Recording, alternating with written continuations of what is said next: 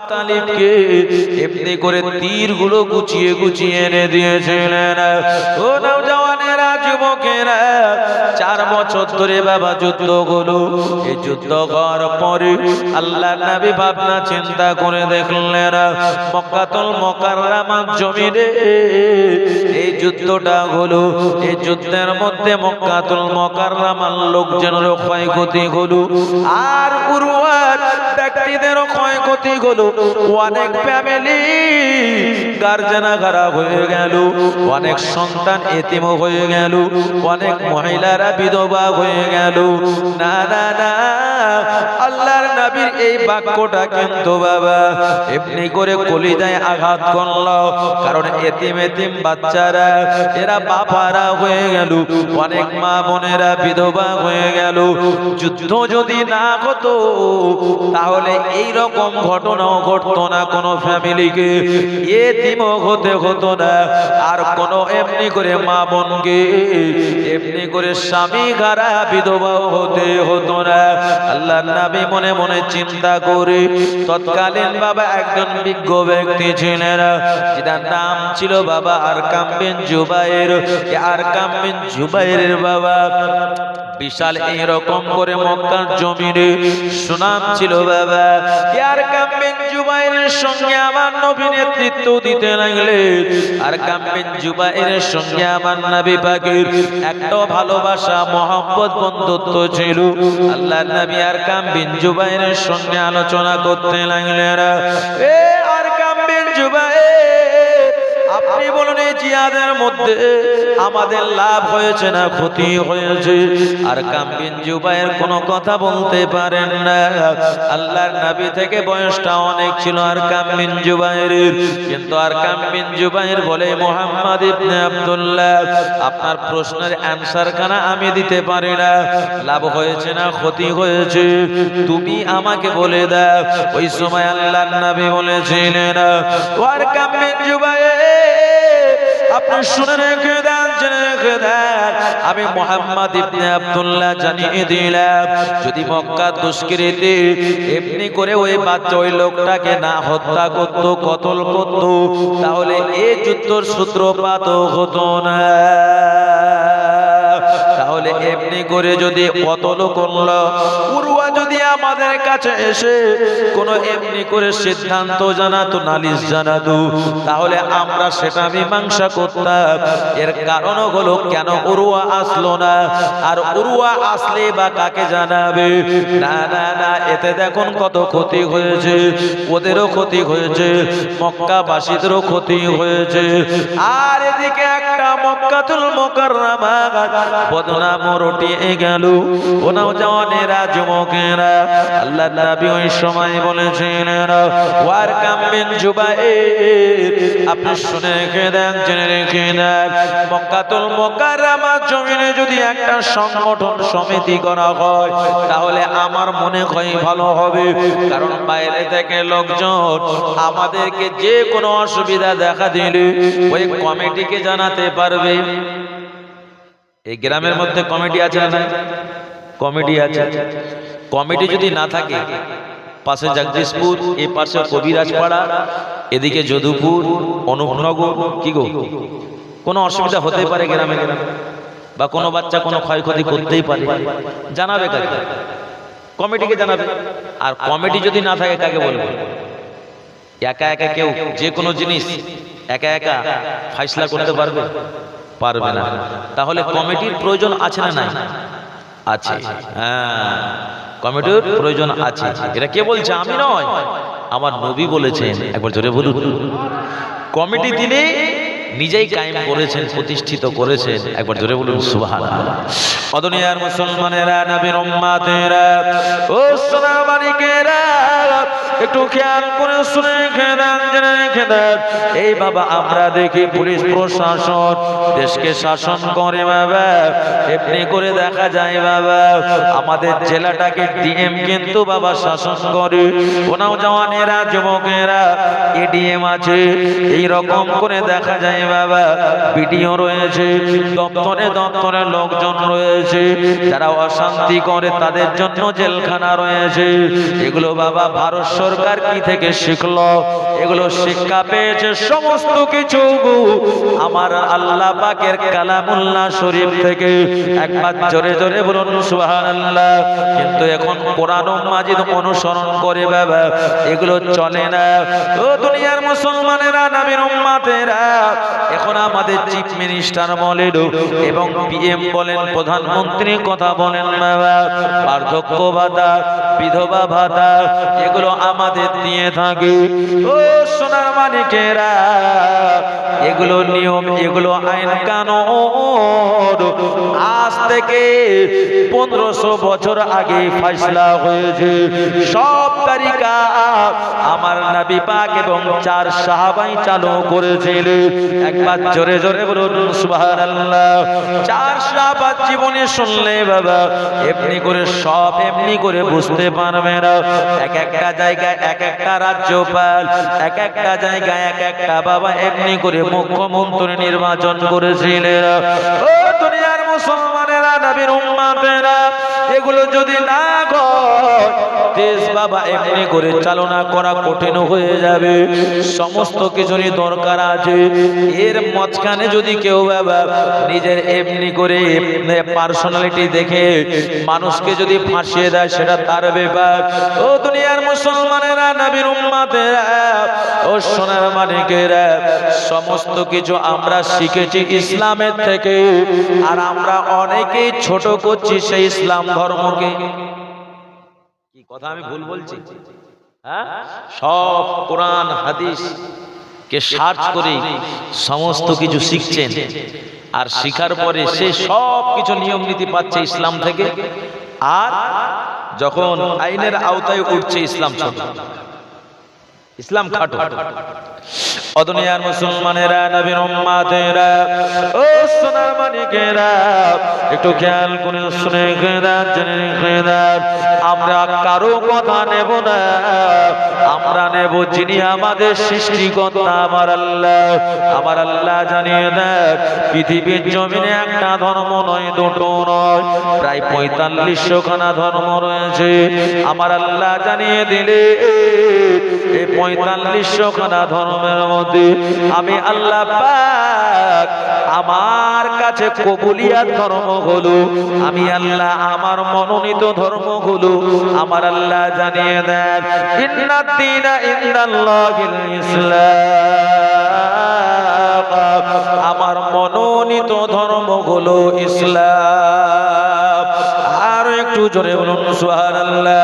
ও দুনিয়ার মুসলমানেরা, নবীর উম্মতেরা, ও সোনা মানিকেরা, আল্লাহ নবী ওই সময় বললেন, ও এমনি করে আল্লাহ নবী বলেছিলেন, ওয়ারকাম বিন জুবাইর, আপনি জনগণকে ডাকুন, ডেকে বোঝান। আর কাম বিন জুবাইর বলেছেন, আমার বলার ক্ষমতা নেই, এই রকম করে আপনি সব বুঝাতে পারবেন। আল্লাহ নবী বলেছেন, আমি বুঝাতে পারবো, কিন্তু বয়সটা তো আমার কম। ওই সময় আর কাম বিন জুবাইর বলেছেন, আমি লোকজনকে ডেকে দেব, আমি প্রথমে বলবো, এখন প্রথম তোমাদের মাঝখানে বক্তব্য দেবে মুহাম্মদ ইবনে আব্দুল্লাহ, তারপরে আমি রয়েছি, এই কথা বলে দেব। আর আপনার বক্তব্যতে জনগণ ফয়সালা পেয়ে যাবে। আর একটু জোরে বলুন সুবহানাল্লাহ।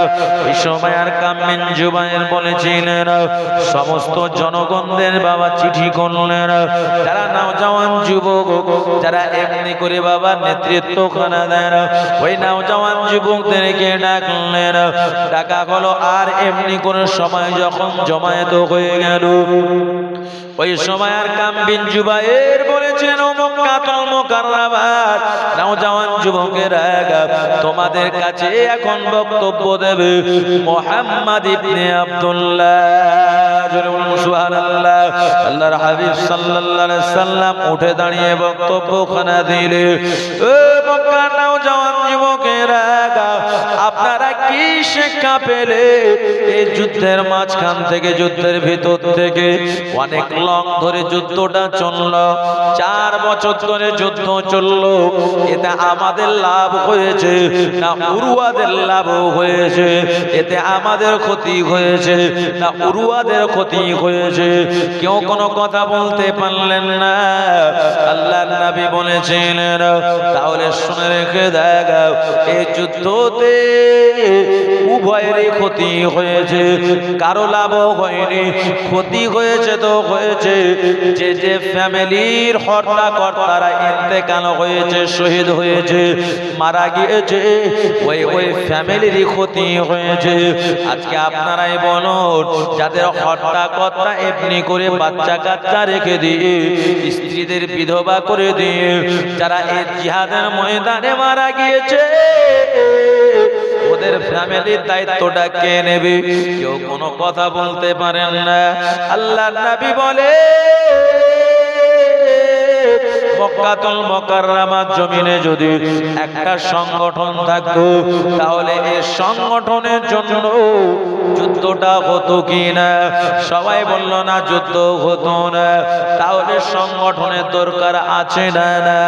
ওই সময় সমস্ত নওজওয়ান যুবকেরা বলেছিল, এ মুহাম্মদ ইবনে আব্দুল্লাহ যে কথা বলেছেন বাস্তবে সঠিক। এ মুহাম্মদ ইবনে আব্দুল্লাহ এ অল্প বয়সে এতটা সত্য ধারণা এসেছে, মানবিকতা এসেছে।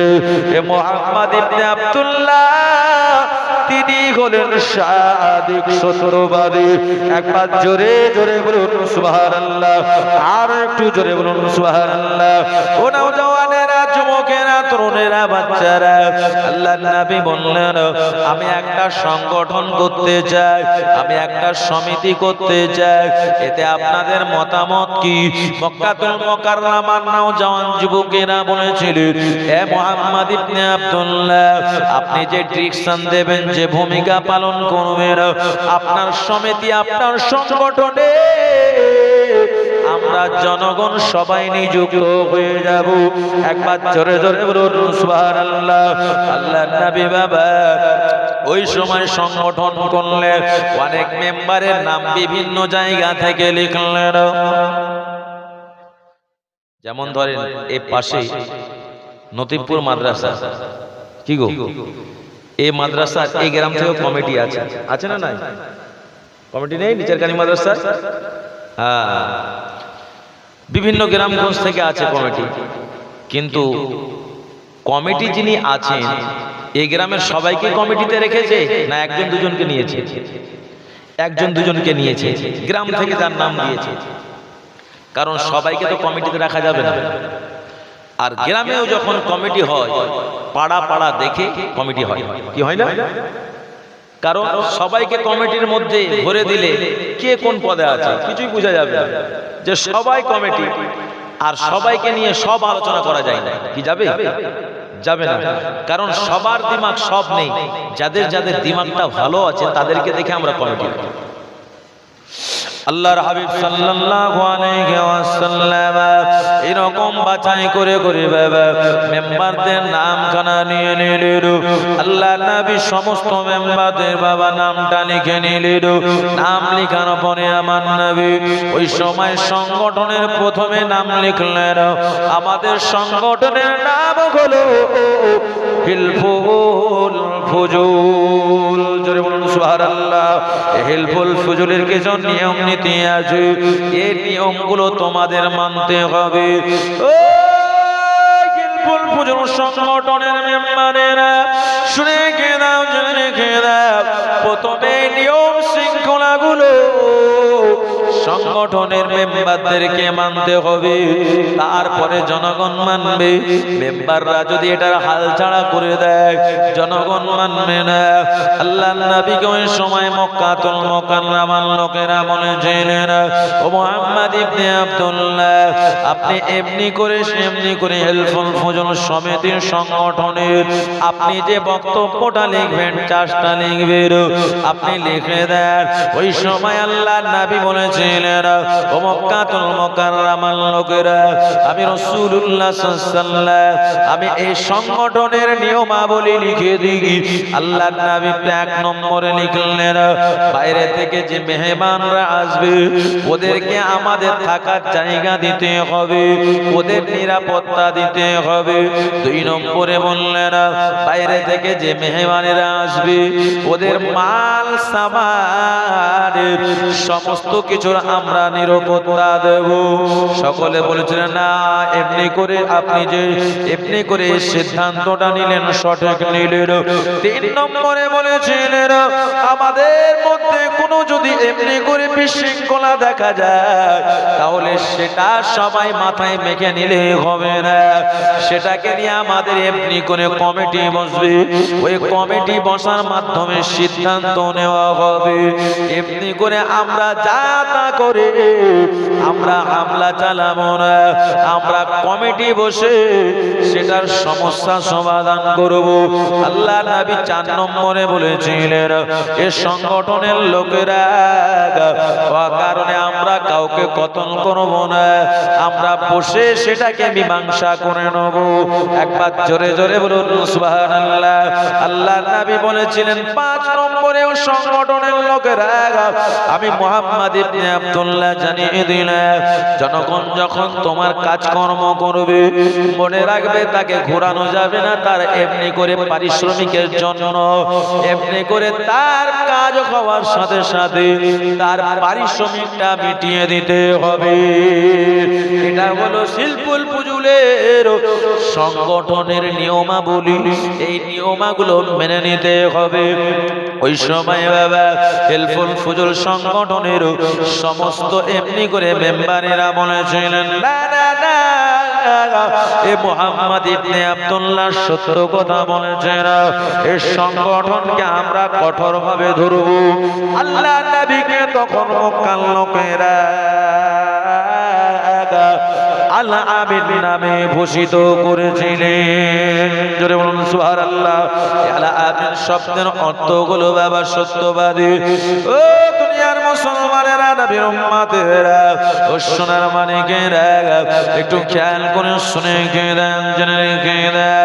এমন সময় আমার নবী পাক সাল্লাল্লাহু আলাইহি ওয়াসাল্লামের কাছে মক্কাতুল মুকাররমার লোকেরা, তৎকালীন কোনো ব্যাংক ছিল না বাবা, তৎকালীন টাকা রাখার কোনো পোস্ট অফিস ছিল না। সে সময় সবাই সোনা দানা বাবা আমার নবী পাক সাল্লাল্লাহু আলাইহি সাল্লামের কাছে জমা রাখতে। আল্লাহর হাবিব সাল্লাল্লাহু আলাইহি সাল্লামের কাছ থেকে যেভাবে তারা টাকা পয়সা সোনা দানা প্যাক করে দিতেন, আমার নবী পাক সাল্লাল্লাহু আলাইহি ওয়াসাল্লাম তিনি ওই টাকাটা সোনা দানা গুলোকে 1 বছর 2 বছর 3 বছর 4 বছর করে যে যেমন পারত, যে যখন প্রয়োজন পড়ত আমার নবীর কাছে চলে যেত। আল্লাহর নবীকে যেভাবে দিয়েছিলেন আমার নবী সেভাবে তাদের কাছে ফেরত নিয়ে দিতেন। একবার জোরে জোরে বলুন সুবহানাল্লাহ। সমস্ত মক্কাতুল মুকাররমার লোকেরা বলেছিলেন, না না না, এ মুহাম্মদ ইবনে আব্দুল্লাহ তিনি আল আমিন ছাড়া আর কেউ হতে পারে না। তার কাছে যে আমানত খানা দিই, আমানতের জন্য যে টাকা দিই সে টাকায় তিনি আমাদের ফেরত দেয়, কোনো উল্টো পাল্টা হয় না। ওনাও জওয়ানেরা, যুবকেরা এখন তারা গ্রামে নেতৃত্ব খানা দেন বাবা, দেশে দশে সমাজের টাকা থাকে, মসজিদের টাকা থাকে বাবা। আমরা কি করি আজকে? আমরা আমাদের নবী পাকের অবমাননা করি, কারণ আপনার কাছে রয়েছে মাদ্রাসার টাকা, আপনার কাছে রয়েছে মসজিদের টাকা। ও নওজওয়ানেরা, যুবকেরা, তরুণেরা, বাচ্চারা, আপনার কাছে রয়েছে এমনি করে বাবা আরো অন্যান্য সমাজের টাকা। আপনি মনে রাখবে 10কে না জানিয়ে আপনি সেটা খরচ করতে পারবেন না। আপনার কাছে যে টাকাটা জমা হয় ওই টাকা আপনি আপনার কাজে এমনি এমনি খরচ করতে পারবেন না, কারণ মসজিদের যেটা টাকা মসজিদের কাজেই ব্যয় হবে। আপনার যদি প্রয়োজন পড়ে মনে রাখবেন, আপনার এমনি করে যে টাকাটা আমানতে রয়েছে আপনার বাড়িতে প্রয়োজন পড়ে আপনি ওই 10 টাকা দিয়ে আপনার কাজ লুকিয়ে লুকিয়ে সেরে দিল। না না না, খবরদার, আমার আপনার চলবে না। কারণ যদি চলতো আল্লাহর নবীর কাছে অনেক টাকা পয়সা এমনি করে মক্কার লোকেরা রেখেছে, আমার নবী 1 টাকাও তাদের খরচ করেনি। যেমন বাবা এমনি করে রং লাগানো টাকা দিয়েছেন, তারা রং লাগানোর টাকাটাই ফেরত পেয়েছে। কেউ বাবা নতুন টাকা দিয়েছে, যেমন টাকা নতুন দিয়েছিলেন ওই টাকাটাই ফেরত পেয়েছে। ও দুনিয়ার মুসলমানেরা, নবীর উম্মতেরা, আজকে আমাদের সমাজে দেখা যায় 10 টাকা আমাদের কাছে থাকলে আমরা আমাদের সাংসারিক কাজে, আমরা আমাদের ব্যবসায়িক কাজে লাগিয়ে দিই, আর আমরা এমনি করে বাবা দেখা যায় 10 কাজের সময় ওই টাকাটা পায় না। এইরকম খুব অসুবিধা দেখা যায়। না না না, প্রয়োজন আপনার পড়তে পারে, কিন্তু আপনার একটা কমিটি রয়েছে, ওই কমিটিকে আপনাকে জানিয়ে আপনার 5000 2000 এর প্রয়োজন পড়লে পারমিশন নিয়ে আপনি সেই 10 টাকা ব্যবহার করতে পারবেন। কথা বোঝা যাচ্ছে? দুঃখ নিচ্ছেন এগুলো আলোচনায়? হ্যাঁ, বলবেন যে মাওলানা সাহেব সত্যি সত্যি এটা সেটা বলে যাচ্ছে, আমি কিন্তু কারো বিপক্ষে বলি না, হাদিস কোরআনের কথা বলে যাচ্ছে। ভালো লাগলে নেবে, ভালো যদি না লাগে নেবেন না, কিন্তু আমার পিছনে কথা বলিয়েন না। যেটা বুঝার আমার সঙ্গে আলোচনা করবেন। কারণ আমরা সমাজে ধরেন সাদামাটা হিসাবে কোরআন হাদিস পড়তে যাই না, করে নিতে পারি। কি গো, সাধারণ লোক, কোরআন হাদিস তো সবাই পড়িনি। আপনারা জানবেন কোথা থেকে? আমাদের কাছ থেকে শিখবেন। আর আমি এই ওয়াজ নাসিহাত করতে এসে আমি যদি হক কথা না বলি, আমি পেটের দায়ে জলসা করি, আর হক কথা যদি না বলি, কি গো, আমার আল্লাহ বলবে তুমি পেটের জন্য তুমি জলসা করেছে, মানুষকে মতানোর জন্য হক কথা বলোনি। কারণ সমাজে তুমি দেখেছো এরকম ভুল চলছে, কিন্তু তুমি বলোনি। আপনাদের গ্রামে দেখিনি, অন্যান্য গ্রামে হচ্ছে বলে শুনেছি, অন্যান্য গ্রামে এরকম হচ্ছে বলে শুনেছি। এগুলো আলোচনা আমরা যদি না করি, যদি আপনাদের মধ্যেও ভুল থাকে তাহলে শুনতে যাবে। এর থেকে আর কি আছে? এর কারণ হচ্ছে যে আমরা যে বিদায় নিয়ে নেব, ইন্তেকাল হয়ে যাব, ভাই কবরের হিসাব হচ্ছে কঠিন, কবরের হিসাব হচ্ছে কঠিন। তখন মনে পড়বে, যাক আমি ভুল করেছি এতদিন। মাওলানা ইসমাইল জীবনীতে বলেছিল, যাক ওই জীবনের ওই কথাটা আমি মেনেছি, সেই দিনে সত্যি সত্যি আল্লাহ এই কাজের জন্য আমি জাহান্নামী হয়ে যেতাম। যাক যখন থেকে জেনেছি তওবা করে নিয়েছি, আর 10 জিনিসে আমি বিড়ম্ব করব না, বা নিজে নিজে না কাউকে জানিয়ে খরচ করব। আল্লাহ আপনাকে কি করবে?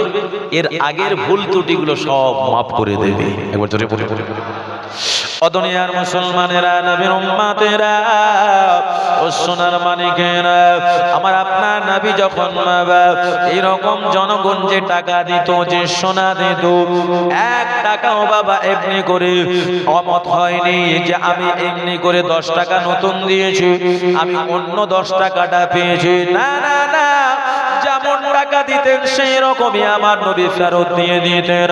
তাই মক্কাতুল মুকাররমার জনগণেরা আমার নবীর আল আমিন নামটা এমনি করে মক্কার চতুর্দিকে সুনামটা ছড়িয়ে পড়ে।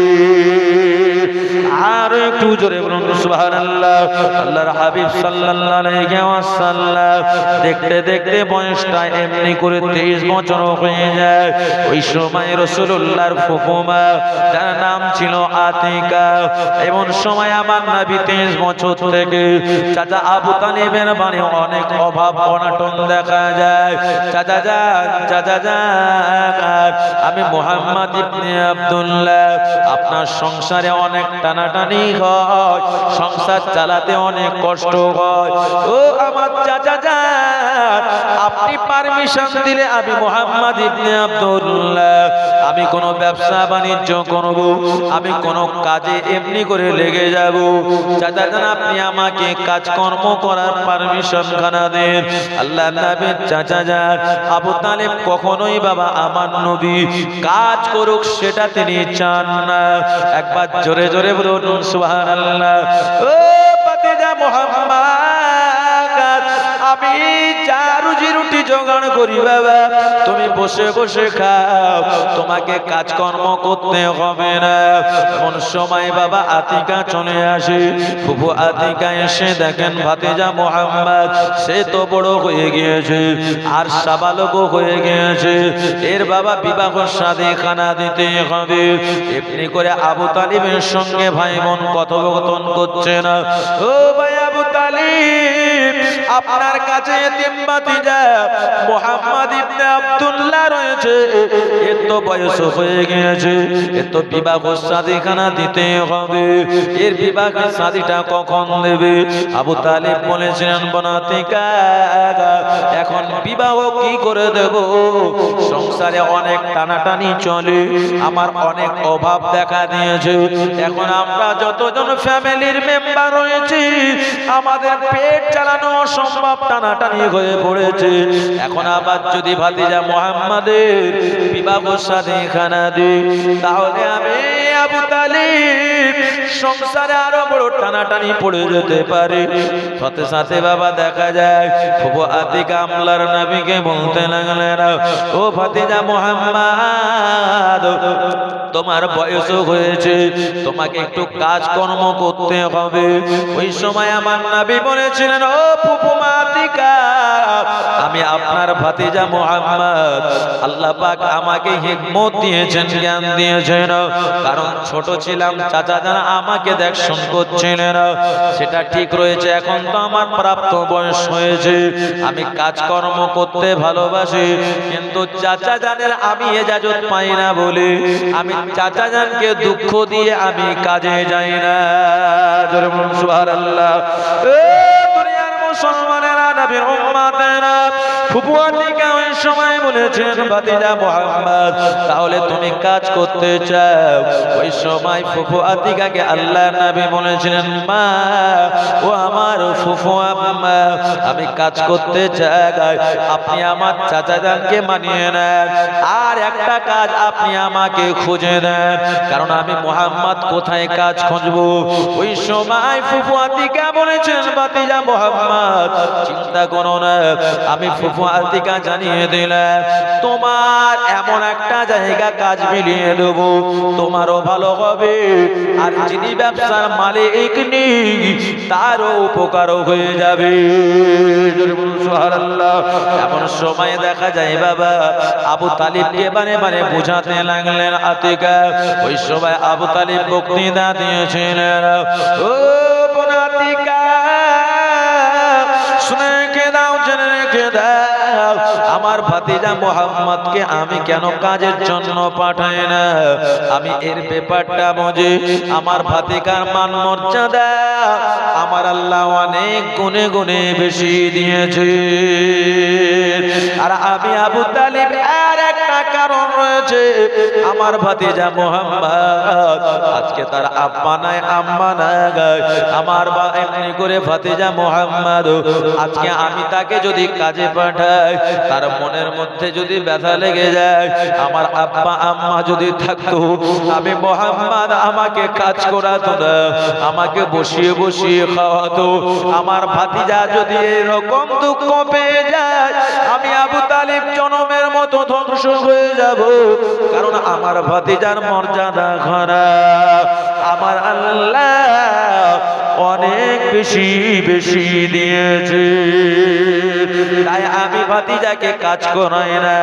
এমন সময় বাবা আতিকা ভাইকে মানালে, ও ভাই আবু তালিব, শুনে রেখে দেন, জেনে রেখে দেন, ভাই তো ভাইপো তো বড় হয়েছে, ওকে তো কাজকর্ম করতে হবে, আর কাজকর্ম শিক্ষা দেওয়াটাও গার্জেনের একটা কর্তব্য।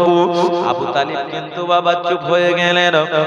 ওই সময় আবু তালিব বললেন, ও বোন আতিকা, তোমার মাথায় তোমার ব্রেনে যেটা ভালো লাগে তুমি সেটা করো, যেন আমার বদনাম না হয় আর আমার ভাতিজা মুহাম্মদ যেন দুঃখ না পায়। জোরে বলুন সুবহানাল্লাহ।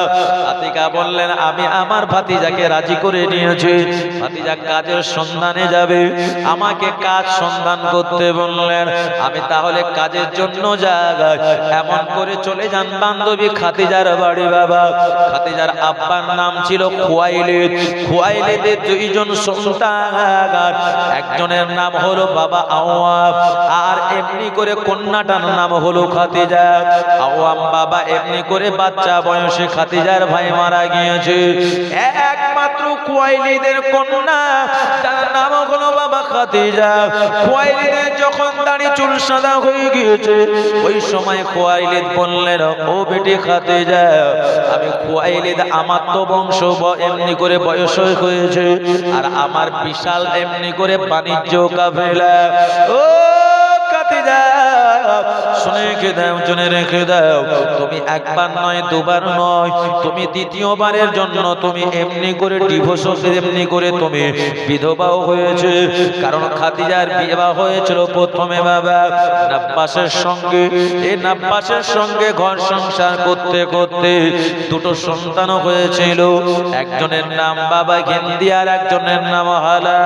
ও নওজওয়ানেরা, যুবকেরা, নাব্বাস যখন ইন্তেকাল হয়ে যায়, মারা যায়, খাদিজা ওই সময় দ্বিতীয় বিবাহ করেছিলেন, যার নাম ছিল বাবা আতিক। এই আতিকের সঙ্গে বেশি সুখময় হয়েছিল না। আতিকও ইন্তেকাল হয়ে গেল। দ্বিতীয়বারের জন্য মা খাদিজা ইন্তেকাল হয়ে যায়, মা খাদিজা বিধবা হয়ে যায়। ও নবীর উম্মত উম্মাতানিরা, একটু খেয়াল করে শুনে রেখে দেন।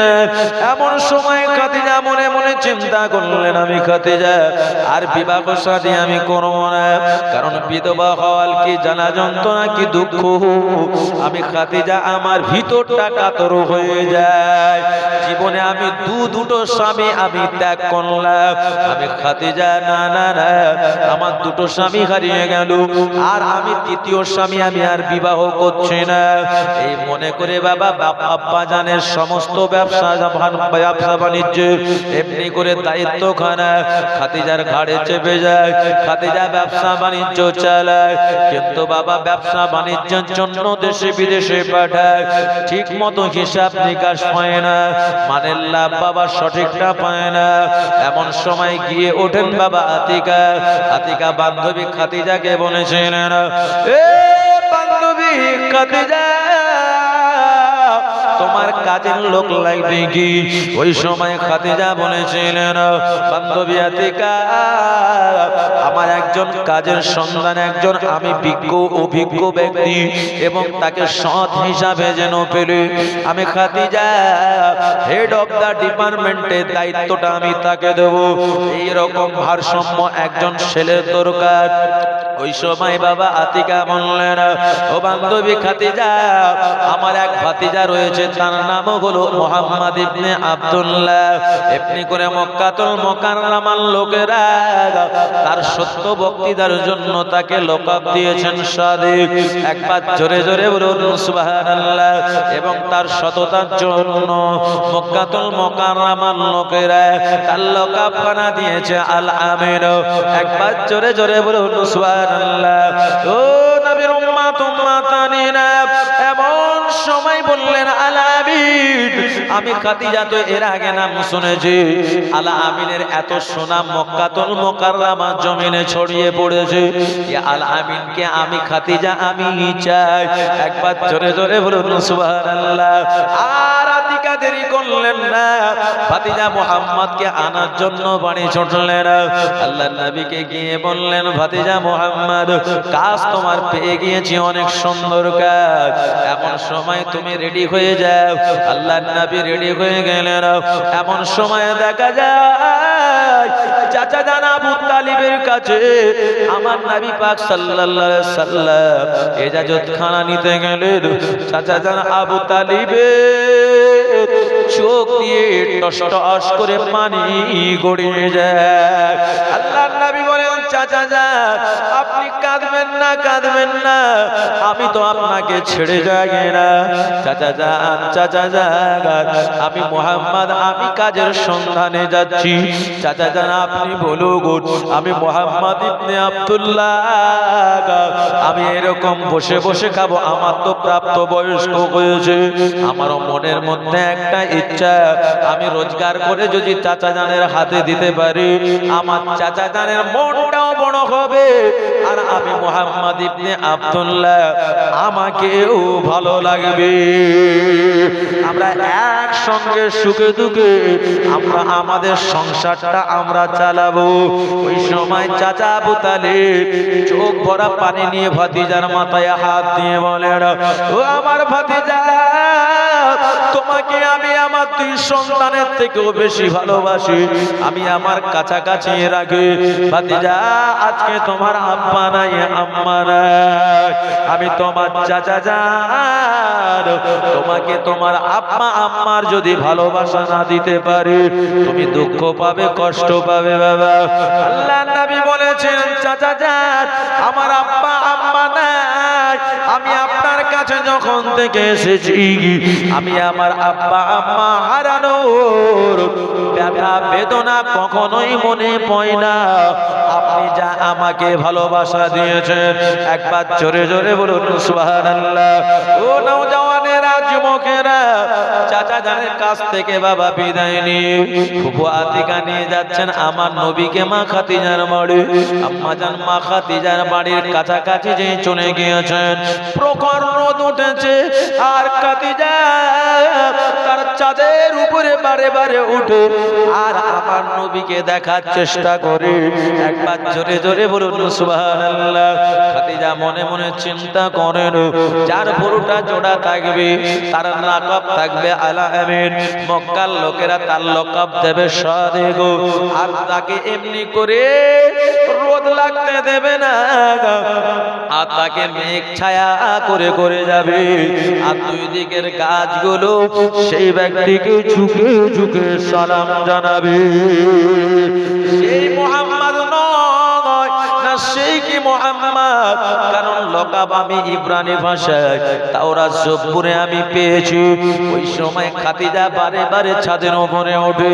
খাদিজা যখন দেখতে পায় দূরে বাবা দুই দিকের গাছগুলো ঝুঁকে ঝুঁকে পড়ে, আল্লাহর নবী যখন কাছাকাছি এসেছে, প্রখর রোদ উঠেছে, মা খাদিজার ছাদের উপর থেকে দেখতে পায় এদেরকে দেখা যায় দুই দিকের গাছগুলো ঝুঁকে ঝুঁকে সালাম জানায়, আর প্রখর রোদ উঠেছে।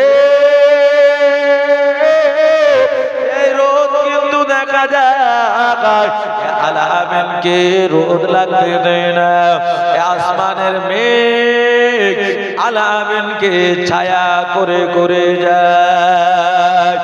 আর একটু জোরে বলুন সুবহানাল্লাহ। হযরতে মা খাদিজা ছাদের উপরে থাকলেন না, তিনি ঘরের মধ্যে চলে গেলেন। আমি কি লিখছি, আমি যেদিন এই ইব্রানি ভাষায় তাওরাত কিতাবটা পড়েছিলাম, ওই তাওরাত থেকে আমি সঠিক লেখা দেখেছি। তিনি ওই সময় তাওরাত কিতাবটা খুলে দেখলেন, বললেন, না না না, আগামী দিনের যিনি নবী হবে, যিনি আগামী দিনের রাসূল হবে, তিনাকে আসমানের মেঘ ছায়া করে করে যাবে, রোদ লাগতে দেবে না, আর তাকে এমনি করে গাছপালা সবাই তার জন্য নত হয়ে সালাম করবে। একবার জোরে জোরে বলুন সুবহানাল্লাহ। মা খাদিজা বললেন, না না না, আমার বাড়িতে যিনি এসেছে তিনি আর অন্য কেউ নয়, তিনি হচ্ছেন আগামী দিনের নবী।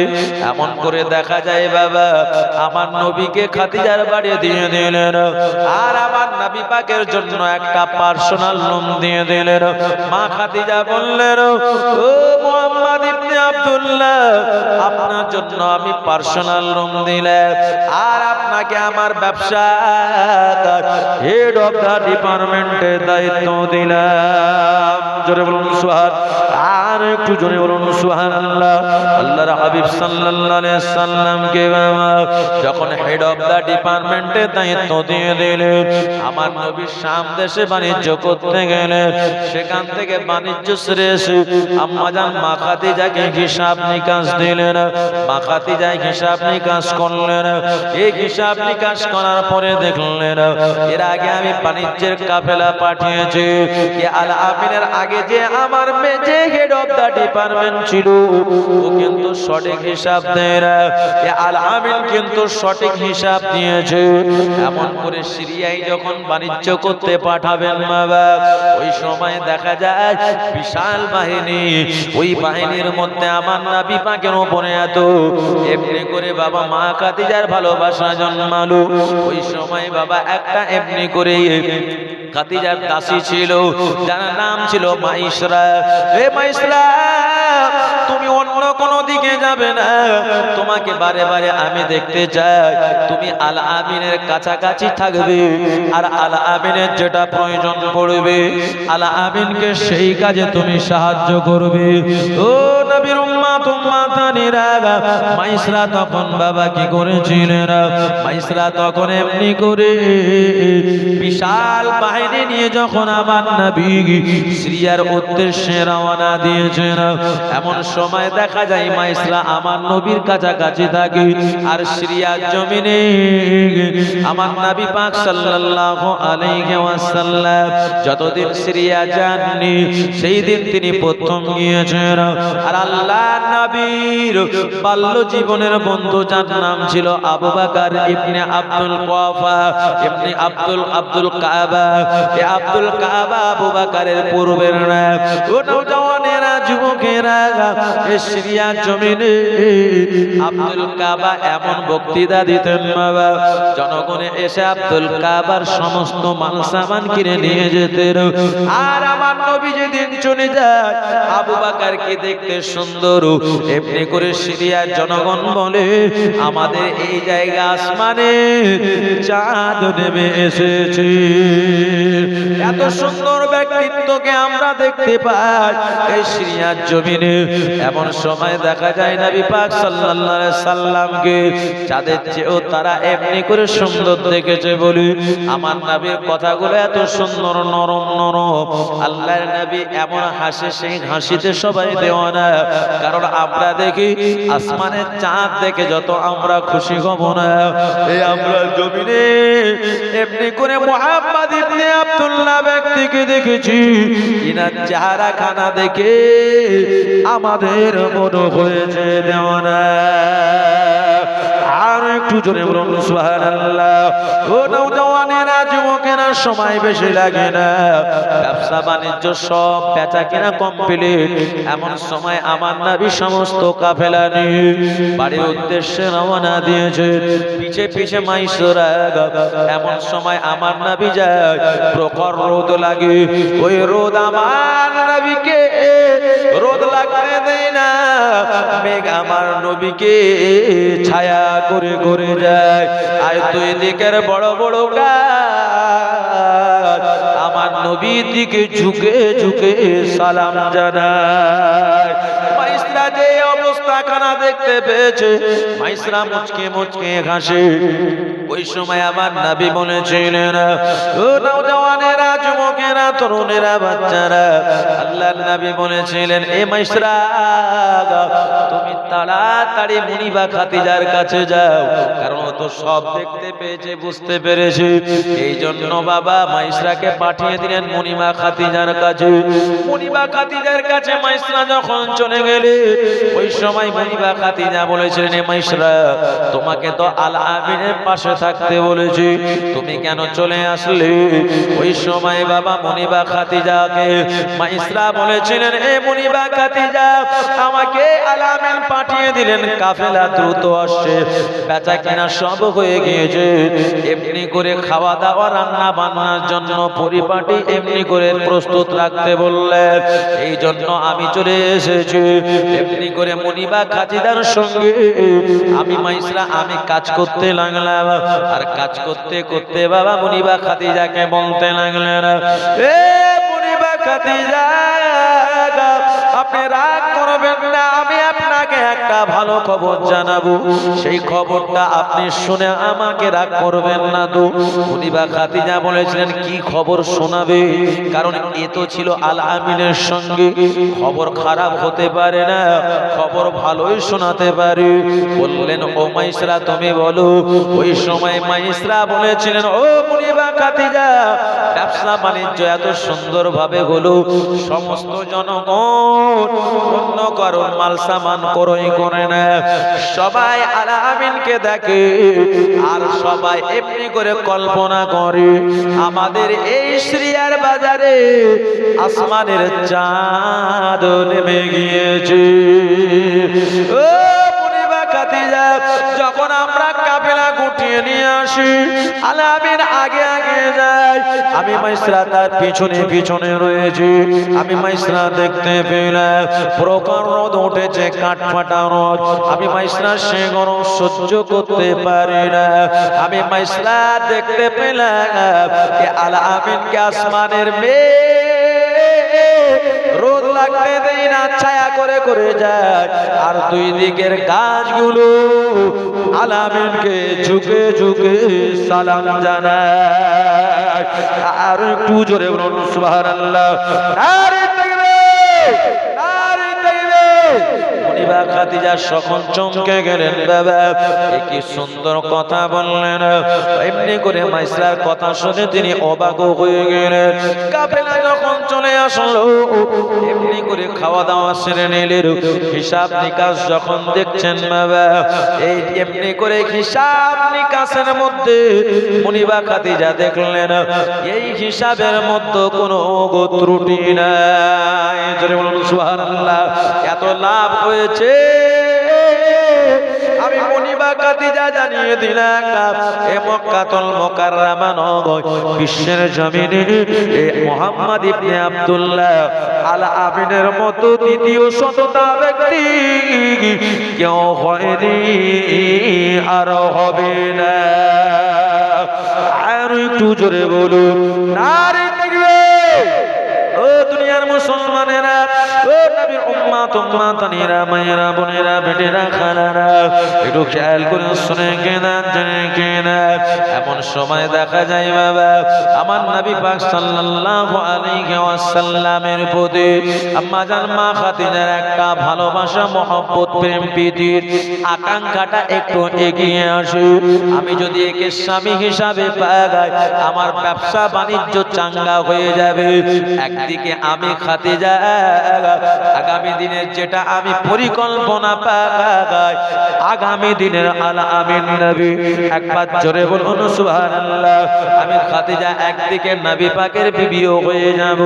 আম্মা জান মা খাদিজা রাতের বেলা শুয়ে রয়েছেন, আর মা খাদিজার ঘরে শুয়ে রয়েছেন বান্ধবী নাসিব নাফিসা। ও নবীর উম্মতেরা, মাইসরা বলেন দাসী আর নাফিসা বলেন মা খাদিজার বান্ধবী।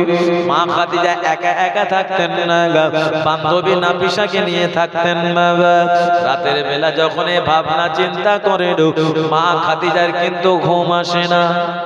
দেখবেন রাতের বেলা যখন ঘুমাবে, কোনো ভাবনা চিন্তা মাথায় যখন চলে আসবে, দেখবেন ঘুম আসবে না। কেন ঘুম আসে না? আর রাতটা ছোট দেখাই না। যখন ভাবনা চিন্তা করবেন ঘুম আসবে না, মনে হয় রাতটা অনেক বড় হয়ে গেছে। আর যেদিন ফ্রি থাকবেন, কোনো ভাবনা চিন্তা নেই, ঘুমাবে, যে ফজর আজান হয়েছে এই রাতটা এত ছোট হয়ে গেল, এ তাড়াতাড়ি আমার ঘুম হয়ে গেল। ও নবীর উম্মত উম্মাতানিরা, একটু খেয়াল করে শুনে কেনেন জেনে কেনেন। খাদিজার কাছে বাবা রাতটা অনেক বড় দেখায়। এমন সময় বাবা খাদিজা এপাশ ওপাশ হয়। বান্ধবী নাফিসা বলেন খাদিজা কি ব্যাপার, ঘুম কেন আসে না? কারণ ঘুমের মধ্যে কোনো রহস্য না লুকিয়ে আছে। ওই সময় খাদিজা বাধ্য হয়ে গেলেন, এ বান্ধবী নাফিসা, আমি খাদিজা কথা লুকিয়ে রাখতে পারি না। জীবনে মিথ্যা কথা বলিনি, আর জীবনেও মিথ্যাই বলবো না। জোরে বলুন সুবহানাল্লাহ। ও নওজওয়ান